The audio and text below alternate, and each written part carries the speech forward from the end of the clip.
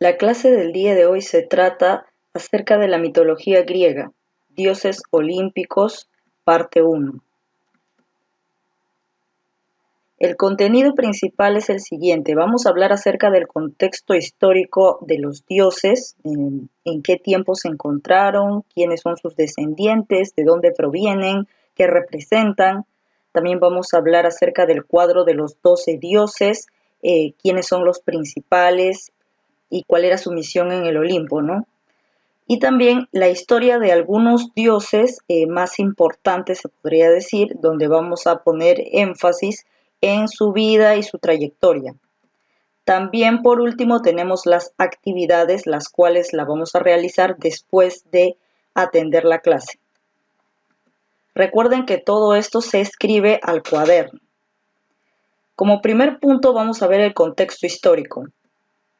A ver, estos dioses son denominados como los dioses del Olimpo. ¿Y por qué se llamaban así? Porque ellos viven en las nubes y normalmente estos 12 dioses, la mayoría de ellos son hijos de Zeus. Y aunque también hay otros dioses que pertenecen a la dinastía de Cronos y Rea, ¿no? Y sobre ellos, sobre estos dioses, no existía la jerarquía, es decir, que no había un orden sobre quién de todos es el más fuerte, es el más poderoso. Ellos se respetaban entre sí y también respetaban al dios Zeus. Cada dios olímpico tenía sus propios poderes y representa una fuerza de la naturaleza o una idea. Ahora vamos a hablar acerca de los 12 dioses más importantes de la mitología griega. Tenemos aquí un cuadro, el cual van a tener que copiarlo también al cuaderno. Es el cuadro de los 12 dioses y ahí está la lista, tanto el nombre de los dioses y la fuerza o la idea la cual representa. Vamos a hablar acerca de cada uno de ellos en esta oportunidad. Zeus, quien viene a ser el dios de los cielos, el dios también del trueno, de los relámpagos, es el dios principal. Todos los otros dioses se rigen mediante el dominio que tiene este dios. Zeus es el dios de la luz, él también personifica al cielo con todo su poderío, también es el símbolo de la lluvia, del viento, de las tormentas, de los ciclos de las estaciones, de la noche y del día, es decir, que él es representado como un dios soberano, no es un dios poderoso. Aparte de que ha designado a cada uno de los otros dioses de qué deben encargarse o ellos de qué deben encargarse en la tierra y en el cielo o en el mar. Aparte de eso, él controlaba todo, porque recordemos que su poder abarcaba todo el mundo o todo el reino del Olimpo, ¿no? Su misión básicamente es mantener el equilibrio del universo. Él busca que tanto los dioses como los seres humanos mantengan un equilibrio de paz, ¿no? Y que ambos no interfieran entre sus planes. Protege también los privilegios de los dioses, ¿no? Se preocupa por su propia gente. Su poder es grande, pero también es limitado porque él está sometido a las leyes del destino. En Grecia tenían una creencia de que si tu destino es tal cual, o sea, es tal cual te lo presentan, tarde o temprano vas a caer en ello. ¿A qué se refiere con esto? Ellos consultaban mucho al oráculo, es decir, a los adivinos, a los brujos, a los hechiceros de esa época. Y si ellos le adivinaban el futuro y le decían cuál iba a ser su destino, entonces ese destino se tenía que cumplir. Entonces, los antiguos griegos eran muy creyentes de esto. Ellos estaban seguros de que tarde o temprano, así hagas lo que hagas o intentes huir de tu destino, tarde o temprano, al huir, lo único que tú estabas haciendo es acercándote más a ese destino. Es decir, que si alguien le predecía a Zeus que iba a caer o que alguien lo iba a suceder, o sea, alguien iba a ser su sucesor, que alguien lo iba a vencer, si alguien le predecía eso, entonces él estaba seguro de que tarde o temprano eso iba a suceder. Y por más de que trate de evitarlo, por más de que intente huir de ello, de todas maneras se va a tener que cumplir, ¿no? Entonces, generalmente todos los dioses, así todopoderosos como se ven, lo único a lo que le tenían miedo era al destino. O sea, ellos tenían miedo de que su destino esté marcado por la muerte o esté marcado por algo que no les va a gustar y que tal vez tarde o temprano les quiten el poder. Ahora vamos a hablar acerca de Hera. Hera es la diosa del cielo también y del matrimonio. A ver, ¿por qué Hera también es la diosa del cielo? Porque es la esposa de Zeus. Y si remontamos a tiempos antiguos, resulta que Zeus y Hera son hermanos, porque ambos son hijos de Cronos y de Rea. En esa época generalmente tomaban por esposa a su propia familia, entonces para ellos no era algo terrible como actualmente lo consideramos. Ellos pretendían que eso sea algo normal en su vida cotidiana, ¿no? Y ellos mismos entre hermanos engendraban hijos y también padres con hijos, y así era todo un revuelto la vida de los dioses, ¿no? Que esa vida que de repente para muchos pareciera perfecta, pero en realidad no, era todo un enredo de familias y de parentesco, y todos engendraban hijos con padres, hijos con hijos, hermanos con hermanos, y de esa manera vivían en ese mundo, ¿no? En la mitología griega que nos cuentan el día de hoy. Entonces Hera, como es la esposa de Zeus, también va a estar a cargo de lo que es el matrimonio. Ella es una diosa que fue devorada anteriormente por Cronos, porque recordemos que Cronos se comía a todos sus hijos. ¿Para qué? Porque a él le habían adivinado el futuro y le habían dicho que va a venir alguien que lo va a destronar. Entonces Cronos, para evitar eso, empezó a comerse a todos sus hijos. A uno de ellos que comió fue a Hera. Cuando Zeus tomó el poder, Cronos vomita y al vomitar expulsa a todos los hijos que se había comido, ¿no? Entonces Hera es una de las tantas hijas o hijos que tenía Cronos, que también fue devorada por él, ¿no? El único que no fue devorado por su padre Cronos fue Zeus, porque a él lo escondió su madre utilizando una treta muy ingeniosa, ¿no? Entonces vamos a continuar. Atenea. Vamos a hablar acerca de la diosa Atenea. Resulta que Metis, quien fue la primera esposa de Zeus, porque la primera esposa de Zeus no fue Hera, o sea, Hera fue, se podría decir que la oficial, la esposa oficial, pero antes de ella, Zeus tuvo una noviecita, se podría decir, ¿no? Entonces, Metis tenía el poder de adivinar el futuro y ella le predijo a Zeus que iba a tener una hija y que después de esa hija iba a tener otro hijo y que ese hijo le iba a quitar el trono. A Zeus no le gusta que le hablen de esa manera, entonces él, ¿qué hace? Intenta deshacerse de Metis. Zeus, como ya se comió a su primera esposa, su primera novia, se podría decir, como ya se la comió, él ya está tranquilo porque según él ya no le va a pasar nada, ¿no? Poco tiempo después a Zeus le comienza a doler la cabeza, tiene un dolor terrible de cabeza, ¿no? Él ya no aguanta, ya hasta que se arrastra, que da vueltas en el piso, que ya no puede soportar ese dolor. Entonces, Hefesto, uno de los dioses también, le abre la cabeza de un hachazo, ¿no? Porque Zeus de verdad que ya está súper adolorido con esto y quiere que el dolor termine ya. Entonces le manda a Hefesto a que le dé un hachazo en la cabeza para ver si con eso se termina el dolor. Al hacer esto, Hefesto, al abrir la cabeza de Zeus con un hachazo, se da cuenta que dentro de su cabeza había un ser vivo, se podría decir, ¿no? Porque ahí se encontraba, ¿quién? Atenea. Recordemos que Zeus se come a Metis, a su esposa, a su primera esposa que estaba embarazada, y resulta que esa hija era Atenea. Justamente por eso se le dice a Atenea la diosa de la sabiduría, la diosa de la inteligencia.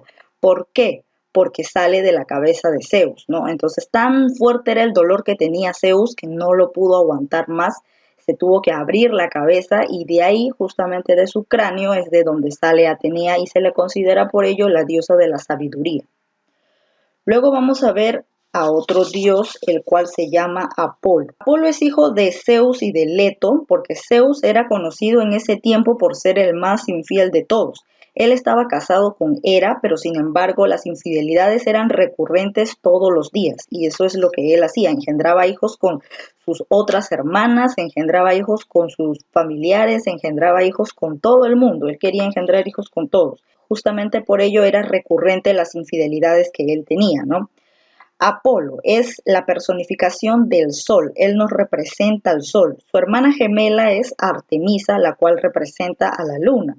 Apolo era bien leído y bien representativo con respecto a la educación, porque él representa también las artes y las letras de ese entonces, y no solamente eso, sino que también la poesía, la música, la medicina y también las artes del adivino. Entonces todo eso nos presenta a Apolo.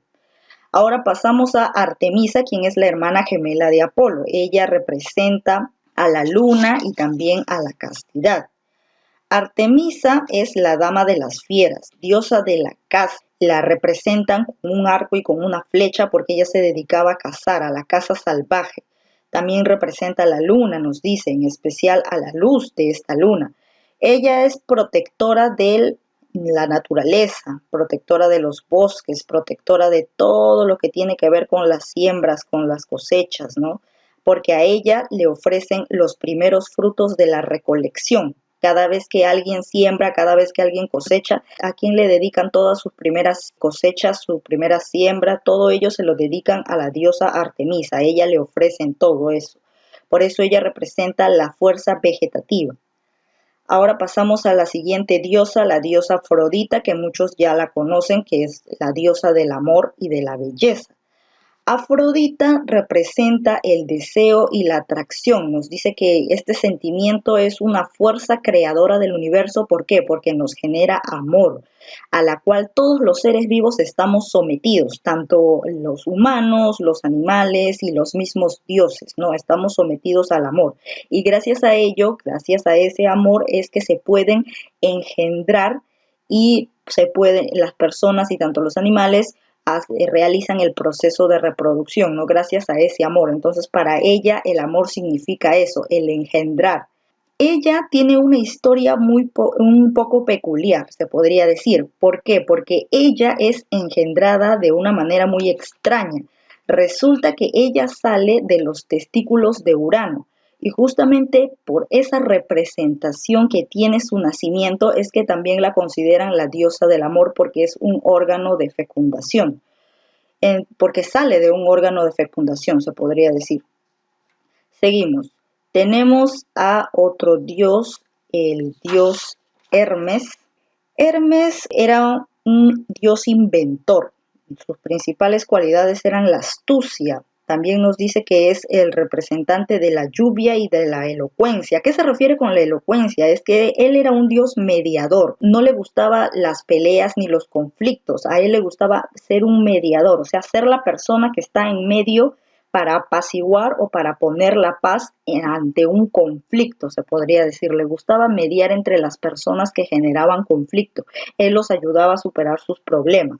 Él inventa la primera lira y también la flauta. Ahora vamos a hablar acerca de Dioniso, el más conocido como el dios del vino, ¿no? El vino que embriaga, nos dice específicamente. Él también es hijo de Zeus, no con Hera, sino con otra de sus amantes, específicamente con Semele. A él se le conoce como el dios del desenfreno, ¿no? Por eso nos dice que es el dios de las fiestas. Generalmente es representado por la viña. ¿Por qué? Porque esto que nos va a producir el vino que provoca la embriaguez. Él tiene también una historia muy peculiar. ¿Por qué? Porque dicen que cuando él estaba en el proceso de gestación, estaba dentro del vientre de su madre, Zeus lo arranca de ahí, lo saca del vientre de su madre cuando todavía no se había cumplido su ciclo se podría decir el ciclo ya para que él nazca, ¿no? Antes de tiempo, Zeus lo arranca del vientre de su madre se llamaba Semele.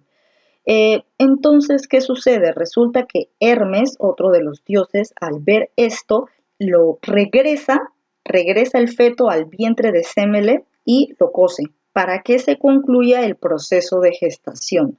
Y por ese motivo es que a Dionisos le dicen también el nacido dos veces. Pero Hera, la oficial, se podría decir, la mujer de Zeus, ella estaba muy celosa de esto y ella no iba a permitir que nazca un hijo de Zeus que no sea de ella. Entonces ella estaba celosa y justamente es por ello que Zeus lo arranca del vientre de su madre para que no nazca. Hera se da cuenta que el proceso de gestación todavía continúa porque resulta que lo habían cosido, ¿no? Habían cosido el vientre y lo habían metido ahí a Dioniso.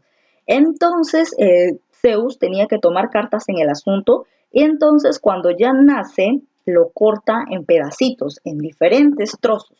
Pero su abuela, Rea, o sea, la madre de Zeus, su abuela, se podría decir que no le gustó para nada este hecho. Entonces unió los pedacitos del cuerpo de Dionisos y lo volvió a confeccionar nuevamente y entonces el niño seguía vivo. Zeus ya no sabía qué hacer, dónde esconder a su hijo Dionisos porque Hera estaba furiosa y quería que él se deshaciera de su niño, ¿no? Entonces Zeus piensa, ¿no? Y se le ocurre que de repente podría disfrazarlo de mujer para que Hera no se dé cuenta, pero Hera también se dio cuenta. Entonces, como Zeus ya no sabía qué hacer, cómo esconder a su hijo ilegítimo, se podría decir, entonces lo convierte en cabra y lo manda al bosque para que las ninfas lo cuiden, ¿no? Entonces, de esa manera es como vivió o cómo pasó su infancia Dionisos, el cual es considerado el dios del vino. Vamos a seguir, ahora tenemos a Ares. Ares es otro dios importante, él es el dios de la guerra, de la tempestad, él es muy conflictivo. Es todo lo contrario a Atenea. Si bien es cierto, Atenea, aparte de ser la diosa de la sabiduría, también es la diosa de la guerra, porque recordemos que es diferente que seas el dios, o sea, en masculino, el dios de la guerra, y también en la otra contraparte, la diosa de la guerra. La diferencia entre Atenea y Ares era que Atenea era buena, a ella le gustaba la guerra justa, que se gane justa y limpiamente. En cambio, Ares era de los que siempre planeaba colocar, podría decir, hacer trampas o le gustaba la guerra injusta, o sea, le gustaba poner trampas a las personas para que ellas entren en conflicto. Eso es lo que le gustaba hacer a él. Mientras que Atenea se encargaba de que eso no sucediera en el reino, ¿no? Entonces, eso es lo que nos cuentan de Ares. Él representa la fuerza bruta sobre la inteligencia, es el dios de la guerra, ¿no? De la guerra injusta específicamente. Ahora vamos a hablar acerca de Poseidón. Yo sé que muchos lo conocen por la película. Él es el dios del mar y el dios de la ira. Resulta que Poseidón, Zeus y Hades, ambos hermanos, se podría decir que en tiempos antiguos, vamos a remontarnos hace un tiempo atrás, cuando Cronos era fanático de comerse a todos sus hijos, entonces de ahí salió Poseidón, Zeus y Hades, quienes, ¿qué cosa hicieron? Cuando Zeus libera a sus hermanos de Cronos, porque Cronos se los había comido, entonces Zeus crea un tónico para que éste los vomite. De esa manera libere a sus hermanos, a todos sus hermanos, los cuales son los dioses que en la actualidad se podría decir están en la genealogía, ¿no? En el árbol genealógico. Entonces, cuando Cronos vomita a sus hermanos, de ahí se levantan Poseidón y Hades y se unen a Zeus para destronar a Cronos y para derribarlo y acabar con ese reino que tenía su padre, ¿no? Su malvado padre que se tragó a sus propios hijos. Entonces, ellos al vencer a Cronos se reparten los reinos. A Zeus le corresponde el reino de los cielos, a Poseidón el reino de los mares y a Hades el inframundo, ¿no? Lo que está debajo de la tierra. O en otras palabras se podría decir el infierno. Entonces el Hades se queda con el infierno. Y de esa manera es como Poseidón es quien lidera todo lo que tiene que ver con los mares. Él es un dios muy furioso. Si tocan a algún ser de los mares, a algún animal, si tocan a alguien, a una criatura mística que de repente vive en los mares, él enfurece y crea unas enormes olas, unos fuertes remolinos, y esto hace que muchos de los barcos nunca lleguen a tierra y que mucha gente muera, ¿no? Por la ira de Poseidón. Ahora tenemos a Hefesto, él es el dios del fuego, él es el dios de los metales, ¿no? De todo eso, del hierro, la soldadura, la herradura, de todo lo que tiene que ver con ello, ¿no? Él es Hefesto. Hefesto cuando nació, él nació deforme y por ello a su madre Hera no le gustaba y ella lo arrojó del Olimpo porque lo avergonzaba ante los demás dioses. Al arrojarlo, Hefesto cae al mar y por ello se le conoce como el dios cojo, porque ante la caída desde el cielo hasta el mar se volvió cojo, ¿no? Donde las deidades o las diosas del océano, como Oceanides, Tetis y Eurynome, ellas lo recogen y lo cuidan durante 9 largos años. En el noveno año de su vida, Hera descubre una joya, porque las diosas siempre se reúnen para hablar de toda la vanidad que las cubre y que las rodea, ¿no? Entonces ellas se reúnen para ello. En una de esas reuniones, Tetis, que es una de las deidades, una de las diosas que vive en el mar. Ella le muestra a Hera, que Hera era bien celosa y bien picona con sus amigas. Entonces le muestra una joya bien hermosa, muy divina que ella tenía. Ante ello, Hera le pregunta, ¿quién te hizo esa joya? ¿De dónde la sacaste? Tetis le dice que fue Hefesto. Entonces ahí Hera reconoce y se acuerda que ella misma fue que lo botó del Olimpo porque lo vio deforme y porque no le gustaba cómo se veía su hijo. Entonces, arrepentida Hera lo vuelve a llamar y le dice a Hefesto que regrese al Olimpo, porque ella está pensando que le va a hacer todas las joyas que ella quiera. Hefesto, lógicamente, está resentido porque su madre lo trató mal cuando él nació y lo arrojó y lo abandonó. Entonces, obviamente, él va a estar con rencor, no es algo fácil de perdonar. Entonces, Hefesto decide disimular o decide hacerle creer que la ha perdonado y le regala un trono para que su madre se siente en él. Era un trono divino, lleno de joyas, de diamantes y todo ello, ¿no? Como la vanidosa de Hera le gustaba. Entonces, cuando ella se sienta, automáticamente ya no puede moverse de ese trono. Era como una prisión. Entonces, ese fue el castigo que le propició Hefesto a su madre por haberlo abandonado, ¿no? Por haberlo botado. Hera ya no se podía levantar de ese trono, se sentó y ya no se podía parar. Hasta que tiempo después, con ayuda de Dionisos, lo emborrachan a Hefesto y poco a poco él va soltando prenda. ¿Y qué pasa al final? Él logra liberar a su madre Hera y ya con el tiempo la logra perdonar. Y por último vamos a ver a Hades. ¿Quién es Hades? Él es el dios del inframundo, ¿no? Que reina donde viven los muertos. ¿Y quién cuida ese reino? Lo cuida Hades. ¿Y de qué forma él ahí tiene a el perro de tres cabezas conocido como Cancerbero? Entonces él es su mascota, ¿no? Y junto a Hades se la pasan vigilando y cuidando el reino del inframundo. Ahora vamos a pasar al siguiente tema. Siguiente punto. Vamos a hablar acerca de la historia de los dioses, ¿ya? Ese va a ser un subtítulo más, la historia de los dioses. Vamos a ver algunos dioses a profundidad y vamos a resaltar un poco más en su historia. Zeus, ¿qué nos dicen de Zeus? Ya sabemos que él es el padre de todos los dioses, ¿no? El dios principal, el que venció a Cronos, a su malvado padre, que se comía a todos sus hijos. Recordemos que Cronos está casado con Rea. Con ella tienen un montón de hijos. De ellos dos salen los cíclopes, que son los gigantes de un ojo, y los hecatónquiros, que son aquellos que tienen un montón de brazos y un montón de piernas y son inmensos gigantes. Entonces Cronos está asustado porque piensa que cualquiera de ellos le va a quitar el poder. Entonces él decide comerse a todos sus hijos. Pero Rea ya está cansada de todo esto.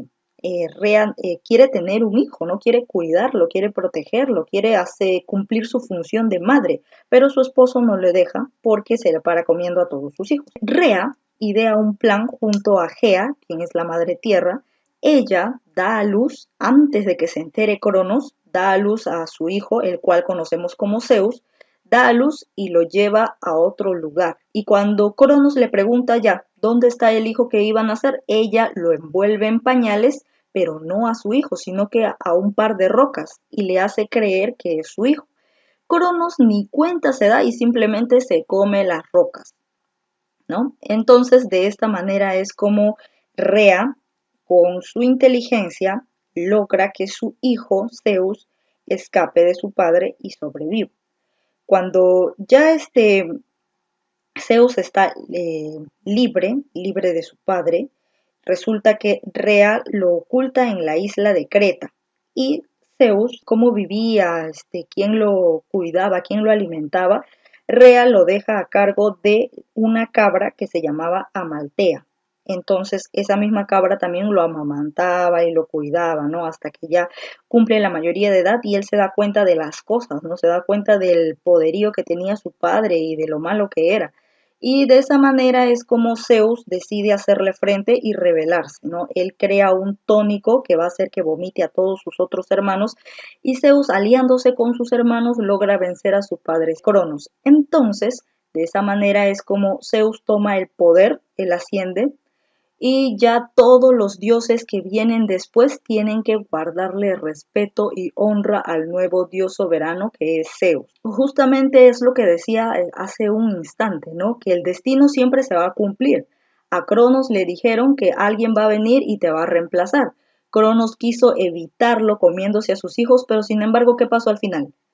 Aunque haya hecho de todo, de todas maneras se va a cumplir lo que ya estaba predicho, ¿no? Por más de que intentes huir, al huir lo único que haces, según los griegos, es acercarte más a tu destino. Entonces, ese es el lema por el cual ellos se rigen. Hera, quien es la esposa de Zeus, ella es su hermana también, porque es hija de Cronos y Rea, hermana y esposa de Zeus. Ella representa al matrimonio, como lo acabamos de decir anteriormente, y de la unión con Zeus nacen Ares, Hebe, Eris. Entonces, estos tres dioses son, se podría decir que son reconocidos y criados por Hera, ¿no? De ahí todos los demás hermanos o hermanastros que tienen estos tres jóvenes ya Hera no los acepta, ¿no? Porque son parte de las relaciones que tuvo su padre con otras mujeres. Entonces, Hera por sí misma engendra a Hefesto. Mucho se dice de este mito. Dice que Hera era bien celosa, que cuando se enteró que Zeus había tenido solo a Atenea, recordemos que Zeus engendra a Atenea ¿de dónde? De su cabeza, ¿no? Entonces resulta que Hera estaba celosa por esto, porque decía que Zeus ha tenido una hija solo. ¿Con quién habrá tenido? ¿De dónde se creó? ¿Cómo la concibió? Entonces ella estaba celosa porque no reconocía a Atenea como su hija legítima, o sea, Hera, ¿no? Entonces ella también quería engendrar un hijo sola. Entonces se dice que Hefesto fue engendrado de forma solamente ella. No nos cuentan exactamente cómo, pero dice que al igual que Zeus engendra a Atenea, de la misma manera Hera también engendra a Hefesto. Pero eso es lo que nos dicen mucho de los mitos, otros dicen que sí era hijo de Zeus y Hera, ¿no? Al final se le reconoce como si lo hubiese engendrado ella sola debido a los celos que tenía. Se caracteriza por ser celosa y vengativa con las amantes de Zeus, ella es muy vengativa, recordemos la historia de Dionisos, todo lo que hizo era para que este niño desapareciera, hizo que lo arrancaran del vientre de su madre, hizo que lo descuartizaran en pequeños trozos. Ella era así, era bien impulsiva y no le gustaba que otra persona o que otra mujer tome su lugar. Vamos a continuar con otros dioses. Poseidón, el dios del mar, hijo de Cronos y de Rea, es uno de los hermanos de Zeus que también fue tragado por Cronos. Poseidón ha tenido muchos hijos, como el cíclope Polifemo, que habita en el mar, el gigante Orión, y con la gorgona Medusa, que tuvo a Pegaso. ¿Quién es Pegaso? Es ese caballo de alas, ¿no? Entonces a todos ellos engendra Poseidón, a Polifemo, a Orión y a Pegaso. A él se le representa con una larga barba, siempre lo colocan así de pie, está bien parado, dominante sobre las olas, con un carruaje que quienes lo conducen, los caballitos de mar, ¿no? Entonces, y siempre lo ponen a él con un tridente, o sea, siempre lo representan así, para mostrar su poderío en las profundidades del mar. Hades, el dios del inframundo, también es hermano de Zeus, hijo de Cronos y de Rea, ¿no? A él se le conoce como el dios de los muertos. Su reino se divide en dos. Vamos a hablar acerca del reino del inframundo. El Erebo es donde están los muertos. Aquí se encuentran todos los muertos, sean buenos o malos. Luego, el Tártaro ya es una zona que está en lo más profundo, o sea, está debajo del Erebo. En el Tártaro están estos dioses, se podría decir, están encerrados estos dioses deformes, ¿no? Los cíclopes, los que tienen muchos brazos, los que tienen un ojo, ese tipo de seres están ahí. ¿Por qué? Porque muchos tienen miedo a que les hagan algo, ¿no? Entonces por ello los encierran. Y están custodiados por este perro de tres cabezas llamado Cancerbero.